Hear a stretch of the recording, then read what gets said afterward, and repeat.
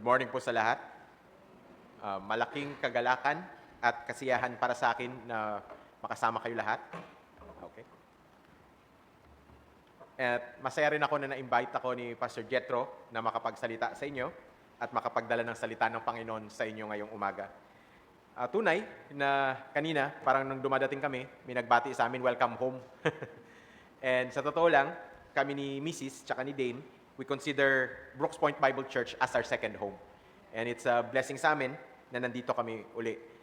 Also, nais ko magpasalamat sa inyong lahat, lalo sa inyong panalangin sa akin at sa aming pamilya. Itong nakaraang mga buwan, talagang madami kaming pinagdaanan na sa family.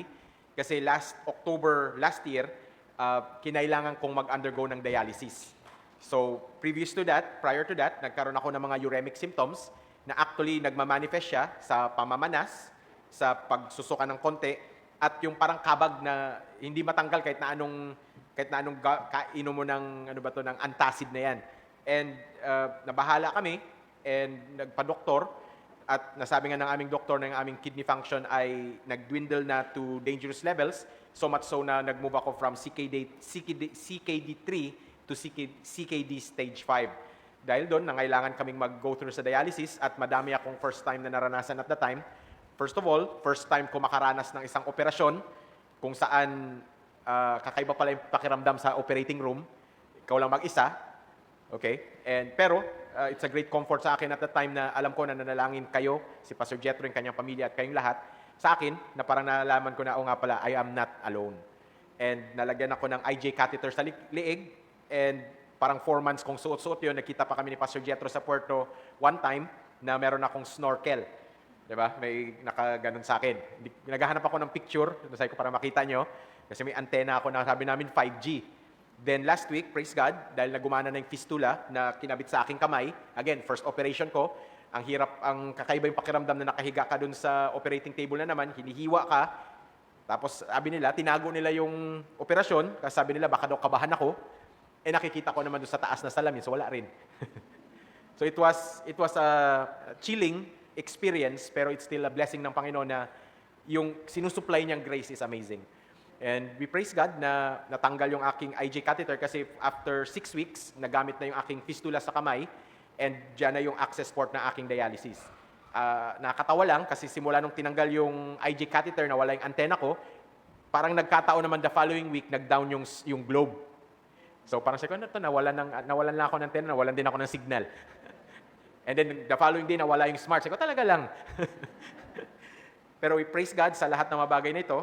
Yung Panginoon is faithful and it's a great encouragement na kasama kayo na nanalangin para sa amin.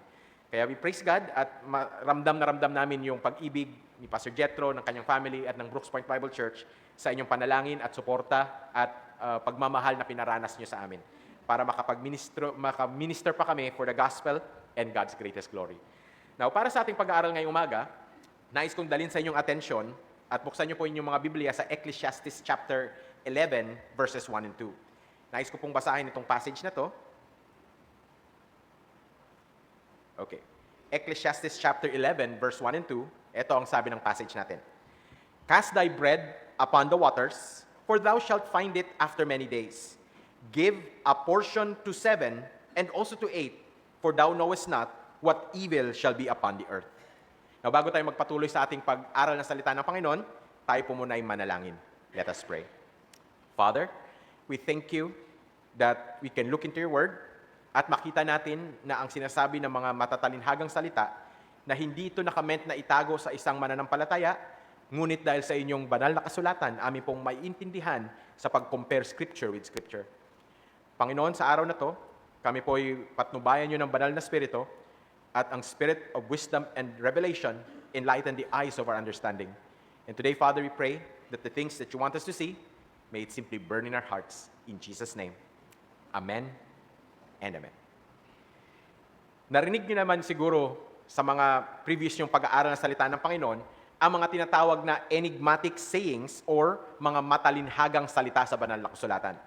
Now, ang simpleng definisyon ng enigmatic sayings ay sayings that are hard to solve or figure out. Meaning to say, pag tiningnan mo itong isang matalinhagang salita, parang hindi mo siya agad-agad maintindihan. Kasi parang wala siyang sense. Isa sa mga matalinhagang salita na ito ay makikita natin sa ating teksto. Ang sabi ng banal na kasulatan, ihasik mo ang iyong tinapay sa tubigan sapagkat iyong susumpungan pagkaraan ng maraming araw. So, ano kaya ang ibig sabihin pag sinabing ihasik mo ang iyong tinapay sa tubigan? Parang mahirap maintindihan. Sabi ni Thomas Constable, if you follow the advice in this verse literally, meaning sundin mo siya, as in, kuha ka ng tinapay, pandesal, tapon mo sa ilog, at sabi mo, ano ba yan? Diyan pa rin ba yan bukas? Wouldn't make sense. Sabi ni Thomas Constable, you will be disappointed because bread cast on water gets carried away, eventually absorbs the water, becomes soggy, dissolves, and disappears. Meaning to say, pag tinapon mo yung pandesal mo sa tubig, pwede siyang malusaw, pwede siyang lumubog, at pwede siyang maanod. Walang sense, di ba?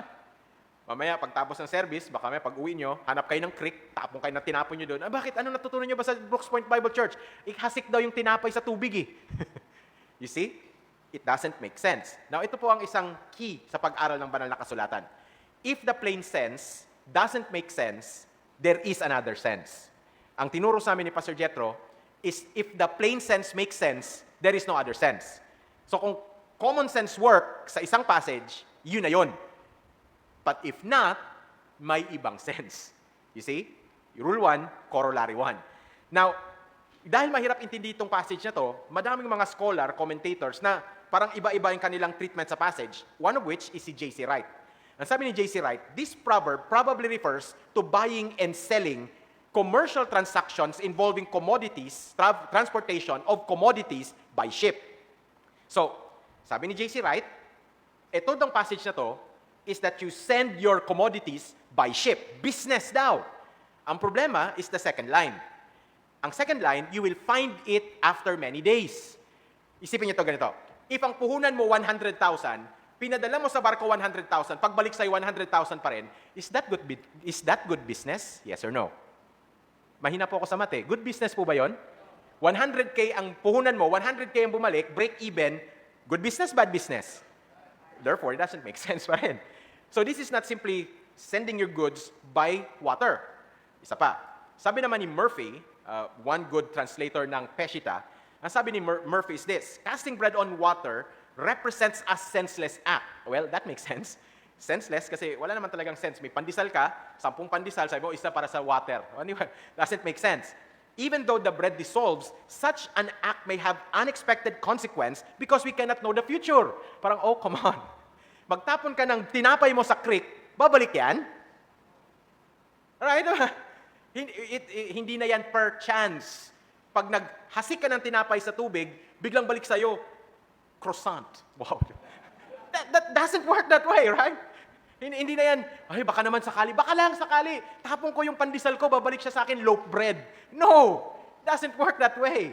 Kahit na sabi mo, you don't know the future, that doesn't work that way. So, ang hirap, di ba? So, mga scholar ito, parang putok ang ulo nila. I really appreciate si Murphy sa kanyang translation of the Peshitta, but this doesn't make sense. So, again, the question is, ano ba talaga ang ibig sabihin pag sinabi ni Solomon, ihasik mo ang iyong tinapay sa tubigan? Now, may mahalagang way to interpret scriptures, okay? Ang tawag sa method na to is comparing scripture with scripture. Ito ang nasasaad sa 1 Corinthians chapter 2, verse 13. Which things also we speak, not in the words which man's wisdom teacheth. So sometimes we interpret scriptures using commentaries, scholars, the wisdom of men. However, ang intention ng Panginoon is this, but which the Holy Ghost teacheth, comparing spiritual things with spiritual. Ito yung pinaghahambing ang mga spiritual na bagay sa spiritual. Meaning to say, sa scriptures, para maintindihan natin, makikita din natin sa scriptures yung mga connotation tsaka allusions kung saan mas magmi-make sense ang banal na kasulatan. So, kung titingnan natin, ang ibig sabihin ng ihasik mo ang iyong tinapay sa tubigan, kailangan natin i-break siya into sa mga details niya at tingnan natin kung paano ginamit ng scriptures yung bawat detalye nito. First detail is cast or ihasik. Ang definition ng cast sa Noah Webster Dictionary is number 1, to throw, fling, or send, that is to drive from by force. Ganyan yung klaseng cast na ginamit sa Genesis 21 verse 10. Nung kinast ni Abraham, pinakast kay Abraham, si Hagar ni Sarah. Sa Tagalog Bible, ang word na yan ay palayasin. Okay, I don't think that would work with our term. Ini sabi, cast thy bread upon waters, palayasin mo yung tinapay mo. Parang, doesn't make sense. So, that's not the sense. There's a second definition. Ang second definition is to sow or scatter seed. Itong klaseng cast na to is nakita sa Mark chapter 4 verse 26. Ang sabi diyan, and he said, so is the kingdom of God, so as if a man should cast seed into the ground. Now sa Tagalog, ginamit yung word na naghahasik ng binhi sa lupa. So, makikita natin sa Ecclesiastes chapter 11 verse 1, ang ginamit na verb ay ihasik. So, makita natin yung connection between to cast is to sow seed or paghahasik. Pero teka lang, ano ba ang ihahasik? Sabi sa Ecclesiastes 11.1. Ang sabi, ihasik ang inyong tinapay. Okay, normally, ang hinahasik, binhi. Okay, wag na naman kayo umuwi ngayon, kaya patapusin niyo po yung preaching, ha? Wag kayo uwi ngayon at sabi, ay, ngayon ang itatanim ko, pandesal. Okay, para daw, pag ginawa mo yon, yung susunod na line sabi, you will find it many days. Tama nga naman. Pag tinanim mo yung pandesal, pandesal pa rin yan bukas. Tama, di ba? So, teka lang, relax lang. Chill, kumbaga. Ang sabi, ihasik ang inyong tinapay. Now, in scriptures, the bread pertains to what is needed to sustain life. Kaya nga, sa Matthew chapter 6 verse 11, ang sabi, give us this day our daily bread. Nakita niyo? Now, bakit daily bread? Pinoy ako Dapat daily rice. Diba? Pinoy tayo Bread, hindi bread, rice. Sadly, may mga nag-translate nito as give us this day our daily rice. Grabe ka blasphemous, diba? Because that is not what the text is saying. Kasi rice is just food. Pero bread is whatever is necessary na makapagsustento ng buhay. Kung ano ang kailangan mo. So it doesn't pertain simply to anong kakainin. Because anong sabi ng scriptures? Man shall not live by bread alone. You see? So bread is anything na kailangan na makapagsustento ng buhay. So, to cast thy bread, ang pinapakita niyan is sharing or pamamahagi ng mga bagay na pangsustento sa buhay. Meaning to say, anything na pwedeng makasustento sa buhay, pwede mong ipamahagi. Okay? Now, makikita natin ito na yung connection ng bread and cast ay nakita sa Matthew 15 verse 26, albeit negative, kasi sabi, but he answered and said, it is not meet to take the children's bread, what sustains life, and cast it to the dogs. Ibigay sa aso. You see? So, the concept ng casting thy bread is pamamahagi, sharing. Pero may backdrop, okay? Kasi cast thy bread upon the waters. So, ito po. Ang waters, in the Hebrew mindset, ay nagpapakita ng unpredictability, chaos, danger, or death. Now, makikita natin yan in scriptures kasi sa Genesis chapter 1 verse 2, actually ito isa sa mga passages na mind-boggling kasi sabi ng scriptures, and the earth was without form and void, and darkness was upon the face of the deep, and the Spirit of God moved upon the face of the waters. Kala ko ba sa verse 3 pa nagsimula yung creation? Bakit may waters na? You see? Because this is a depiction of nothingness, chaos, kasi nga the earth was without form and void. So, that's the concept of waters. Isa pang proof niyan is yung ginamit sa Psalm 69 verse 1 to 3 na mababasa natin, ang gamit ng waters diyan is this. To the chief musician upon Shoshanim, a psalm of David, save me, O God, for the waters are come in unto my soul. Anong pinapakita niyan? Kabigatan, danger, chaos, kaguluhan, yan ang naglumulunod kay David. Hindi yan literal. Hindi yan siya si David, nalulunod ako, Lord. It's figurative expression. Tapos sabi niya sa verse 2, I sink in deep mire where there is no standing. I am come into deep waters where the floods overflow me. Chaos, unpredictability, dangers, at paghihirap sa buhay, sometimes it comes like waters. Sometimes you feel na pag dumating ang problema sa buhay, parang lulod ka, di ba? You cannot just break free. Kaya it's an overwhelming flood, sabi ni David. Ganyan yung concept ng waters na yan. At ang sabi ni David, I am weary of my crying, my throat is dried, mine eyes fail while I wait for God. Relate much? Sometimes pag may problema tayo, ganyan eh. It's overwhelming. Nakakaanod. Talagang grabe yung level ng kapighatian. To the point na yung crying mo, pagod ka nang umiyak. Yung throat mo tuyo na. Naranasan nyo na yan? Sa iyak mo, wala ka ng talagang kailangan mo na ng and my eyes fail while waiting for God. Kasi sometimes, when you're overwhelmed by the waters, ang pakiramdam mo, wala nang help. Talagang dadating ka sa punto na yan na parang wala nang tutulong. Lunod na talaga. It's just like Peter, di ba? Sabi ni Peter, is that you, Lord? Sabi ng Panginoon, yes. If that's you, sabi ni Peter, bid me come to the water. Tapang talaga ni Peter. He jumps into the water because Jesus said so. First few steps, naglalakad siya sa tubig. Then the next few steps, he was under. Lunod na siya. Wala na siya ibang masabi except, Lord, save me. That's the emotion. That's the concept pag sinabing waters. So pag sinabing, cast thy bread upon the waters, it is to picture what is called, share your sustenance in times of severity. Ito ay care in times of crisis, ministering despite maladies, and this is actually service, even in times, sharing in times of severity. Isa sa mga challenges na napakahalaga matutunan ng isang Kristiyano ito, huwag maging madamot o ipagkait ang tulong sa panahon ng taghirap o kagipitan. Sa halip, tayo ay magpakita ng kalinga sa gitna ng kapighatian. Now, parang mahirap, di ba? Napapansin nyo ba na kapag tayo dumadaan sa mga pagsubok, nagkakaroon ng self-focus. Nakatuon tayo sa ating sarili. Kaya mas mabigat. Kaya mas mahirap. Akala natin ang solusyon, patatagin natin yung ating pananampalataya, which is good. Be strong in the faith, ang sabi rin ng scriptures. Pero mapapansin nyo ba, na sa daming pagkakataon na papatatagin natin yung ating pananampalataya, dadagdagan pa rin tayo ng Panginoon ng problema. Pipilahin pa tayo lalo. Papahirapan pa tayo lalo. Nangyari na po sa akin yan. And sometimes, ang nasa mind mo is ganito, kaya ko to. Dadagdagan natin ng konting by God's grace, kaya ko to by God's grace. Pero minsan sinasabi ng Panginoon, kaya mo pa pala eh. Sige, dagdagan pa natin. Binigyan ka ng mas mabigat, kaya ko to. Kaya mo pala eh. Ito pa. Until ma-realize mo na pala na, hindi ko na kaya.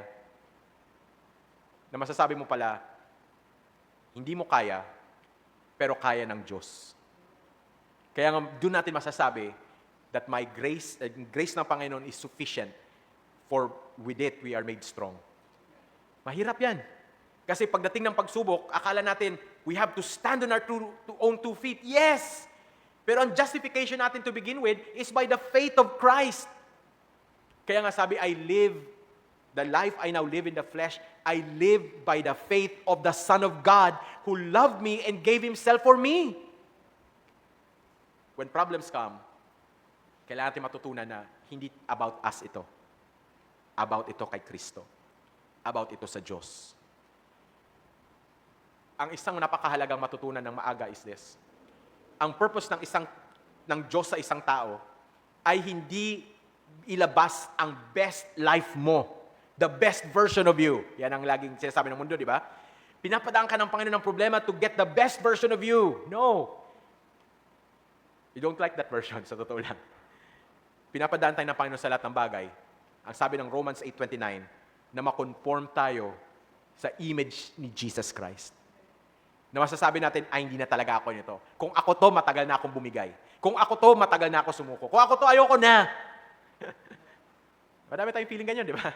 Actually, kung tututusin sa dami ng pinagdaanan naming pamilya, kung kami lang yon, 10 years ago, wala na. Pero we live by the faith of the Son of God who loved us and gave Himself for us. We have to learn na dapat it's not about us. Kaya minsan dumadaan tayo sa pagsubok at tinuturuan tayo ng banal na kasulatan to cast our bread upon the waters, to share in times of severity, para malaman natin, hindi pala ito about me. Kasi tandaan natin, there's always someone na mas matindi ang pinagdadaanan sa atin. Sometimes nung nag-start kami ng dialysis, parang sabi ko nga, Parang feeling ko, awang-awa ako sa sarili ko, yung una. Awang-awa ako sa sarili ko kasi ang creatinine ko, 4.5. Di ba? Parang naka, ano siya. Pero sabi nila, parang maliit lang naman ang 4.5. Pero actually, ang normalized 1. So 4.5, mataas-taas na. So awang-awa na ako sa sarili ko, doon ako sa center. Pambira, meron pa pala iba doon, 38. Parang what? Okay na ako, okay naman pala ako. Kasi nga again, kung mabilis ang pinagdadaanan mo, kung titingnan mo lang sa sarili mo, talagang wala na. Ikaw na pinakamiserableng tao sa buong mundo. But others are actually going through much worse.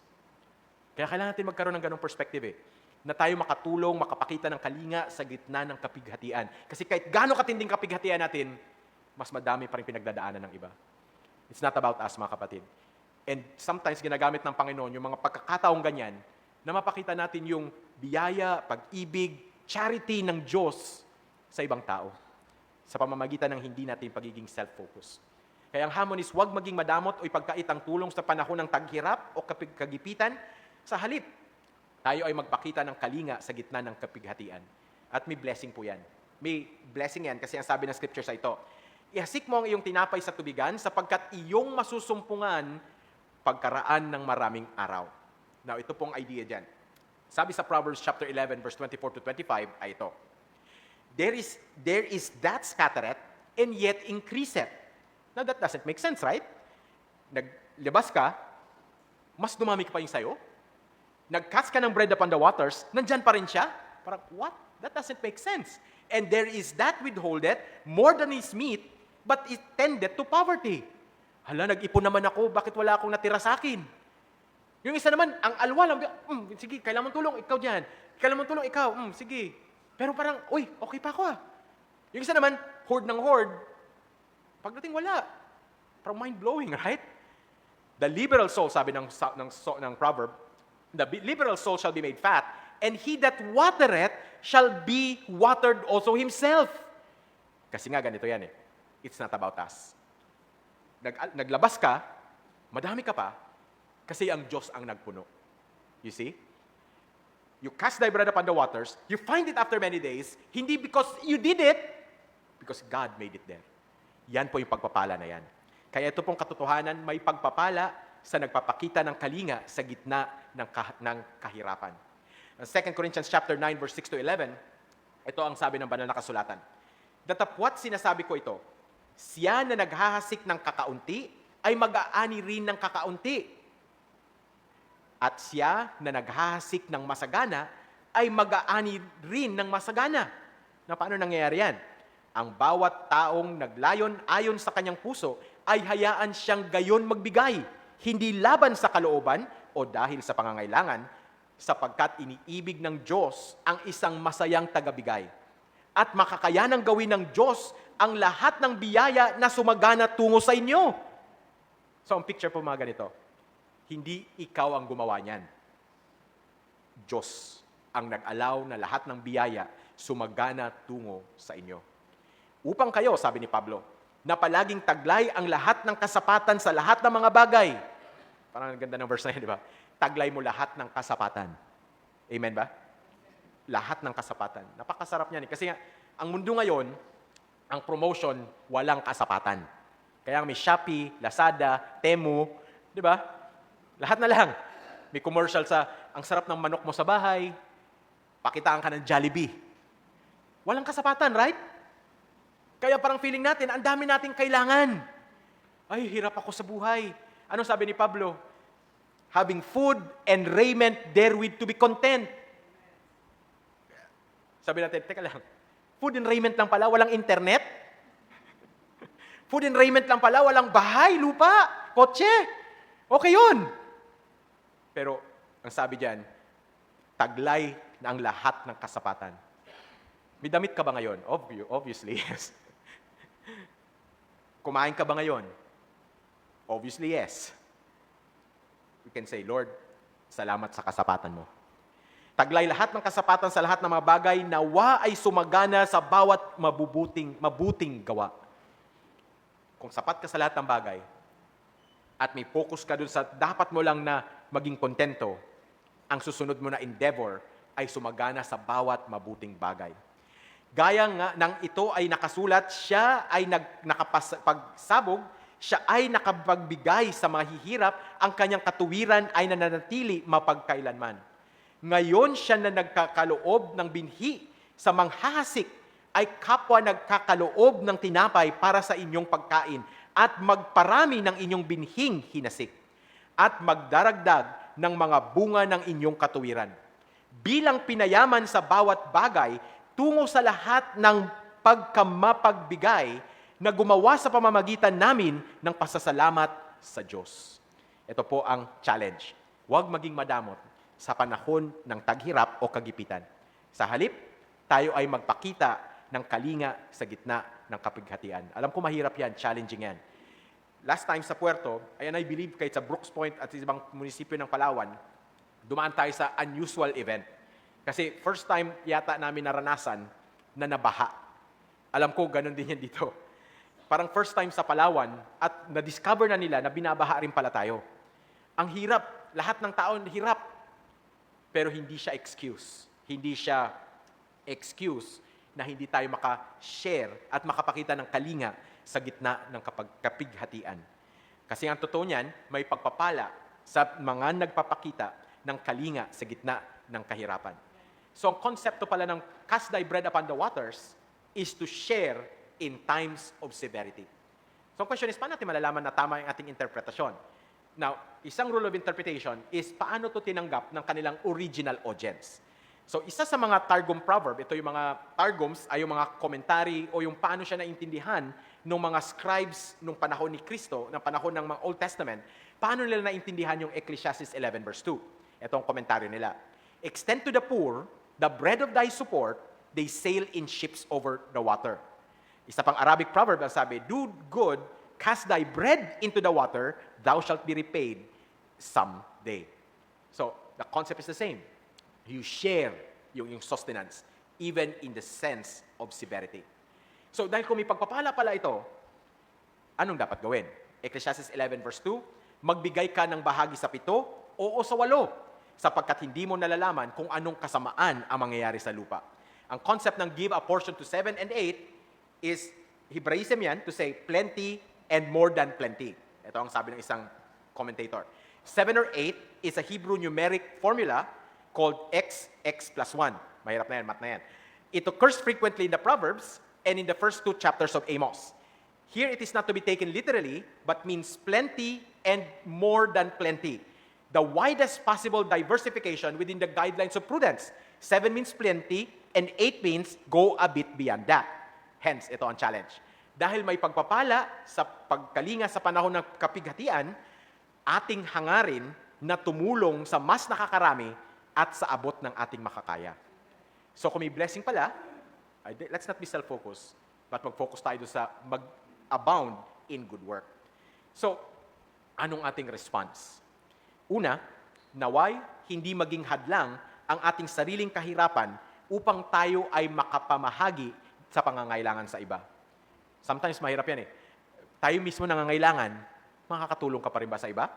Ito ang ehemplo ng scriptures. Sa 2 Corinthians 8 verse 1 to 5, ito yung example ng mga believers sa Macedonia. Ito ang sabi. Bukod dito, mga kapatid, ay ipinaalam namin sa inyo ang biyaya ng Diyos na ipinagkaloob sa iglesia, sa mga iglesia ng Macedonia. Ito ang ginawa nila ha. Kung paanong sa isang malaking pagsubok ng paghihirap, ang kasaganaan ng kanilang kagalakan at ang kanilang malalim na karukaan, parang dalawang kasama yan, di ba? Meron silang malaking pagsubok ng paghihirap at meron silang malalim na karukaan. Deep poverty. Tinding combination, di ba? Malaking pagsubok, malalim na karukaan. Grabe, di ba? Pero anong result niyan? Ay sumasagana sa kayamanan ng kanilang pagkamapagbigay. Parang wow. May deep poverty ka na, meron ka ng severe trial of affliction, pero grabe pa rin yung pag-abound mo sa iyong pagkamapagbigay. Sapagkat sa kanilang kapangyarihan, ako ay nagpapatotoo, oo, at labi sa kanilang kapangyarihan, sila'y nagkusa sa kanilang sarili na namamanhik sa amin ng may labis na pagsusumamo na aming tanggapin ang kaloob at dalhin namin ang pakikibahagi ng paglilingkod sa mga santo. Grabe. Yung kanilang pagbibigay, sila pa nagsabi kay Paul sa company nila, dalhin niyo po to, dalhin niyo po to. Sabi ni Paul, no, wag na, kasi wala ka na nga eh. Hindi. Ito talaga, para to sa mga kasama namin, kasama sa mga santo. At ito ay kanilang ginawa, hindi gaya ng aming inaasahan, ito po yung sikreto nila, kundi unang ibinigay ang kanilang sarili sa Panginoon. Ang focus, hindi sarili, pero gave themselves to God at sa amin sa pamamagitan ng kaloob ng Diyos. Mga kapatid, huwag hadlang ang ating sariling kahirapan, pero maging itong oportunidad din na makarelate tayo sa mga taong nangangailangan. Huwag maging hadlang. Second na tugon ay ito.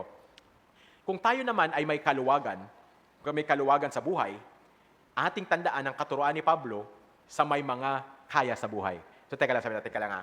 Mukhang hindi ako yan. Pero tandaan natin, ano bang sabi kailangan ng isang tao para maging kontento? Kailangan ba Lamborghini? Yes or no? No? Yes or no? Ano? Sigurado kayo, hindi kasama Lambo dyan. Kailangan ba mansyon na 100 acre? Ano ko pala acre? 100 hectares na lang. No. Ang sabi nga, food and raiment. So may cellphone ka, mayaman ka. Amen? Meron kang more than one na damit. As a matter of fact, baka puno na yung closet mo. Meron kang damit, may pagkain ka, may merienda ka pa, mayaman ka. So para sa ito, kung tayo ay may kaluwagan sa buhay, ito po ang katuruan ni Pablo. 1 Timothy chapter 6 verse 17-19 ang sabi ay ito. Utusan sila ng mga mayayaman sa salimbutan nito na sila ay huwag maging mapagmataas ni magtiwala sa walang katiyakang mga kayamanan kundi sa buhay na Diyos.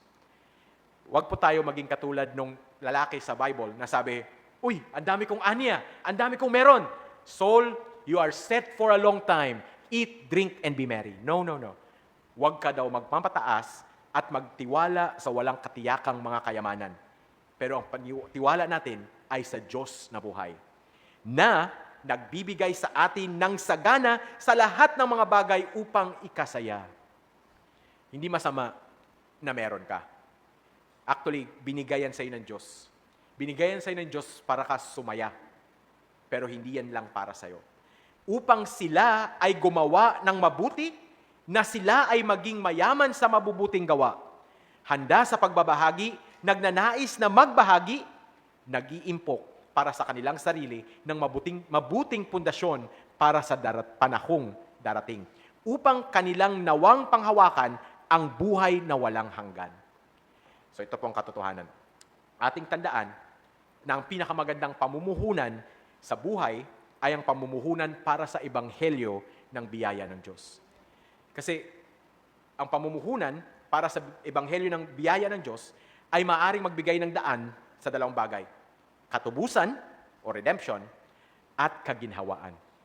Mga kapatid, may difference between sa tinatawag na social gospel at yung gospel na totoo. Ang social gospel, activity yan.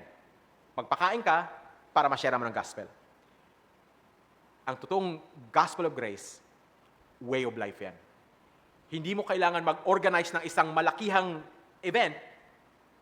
Kung anong meron ka, gamitin mo para sa Panginoon. Kung anong meron ka, i-share mo. Kung anong meron ka, i-unleash mo para sa Panginoon. Tandaan natin mga kapatid, ang trabaho ng isang mananampalataya ay hindi mag-convert. Tandaan nyo, hindi natin trabaho yan. Trabaho ng Holy Spirit yan. Hindi rin mag-convict, kasi trabaho ng Holy Spirit yan. Pero ang trabaho natin is to communicate. To communicate the gospel of the grace of God. Na masabi sa tao, alam mo ba, reconciled ka na sa Diyos. Alam mo ba, redeemed ka na. Binili ka na. Alam mo bang binayaran na iyong kasalanan? Kasi ang pinakamabigat na problema ng isang tao ay kasalanan. Kasi ang bayad sa kasalanan, kamatayan. At wala kang magagawa sa buhay mo to pay for your sins. Bakit? You only have one life. You have many of sins. At walang sinabi sa Bible that you pay for your sins sa mabubuting gawa. No, it doesn't work that way. One has to die because of sin. Pero ano sabi ng mabuting balita? Christ died for our sins. He was buried. He rose again the third day. Ang bayad sa kasalanan, kamatayan, si Kristo namatay para sa ating kasalanan, si Kristo inilibing, si Kristo na buhay muli para sa ating pagbibigay katuwiran. Ang trabaho natin is to communicate that truth. At kung makakapacilitate ng ating mensahe ang mabuting gawa ng pagtulong, then gawin natin. Kasi kailangan nila marinig. Kasi kung hindi nila maririnig ang Ebanghelyo, paano sila sasampalataya kay Kristo? Paano sila magtitiwala na yung ginawa pala ni Kristo sapat bayaran yung ating kasalanan, sapat para sa ating pagbibigay katuwiran? Paano nila maririnig kung hindi natin i-communicate? Kaya namumuhunan tayo para sa Ebanghelyo.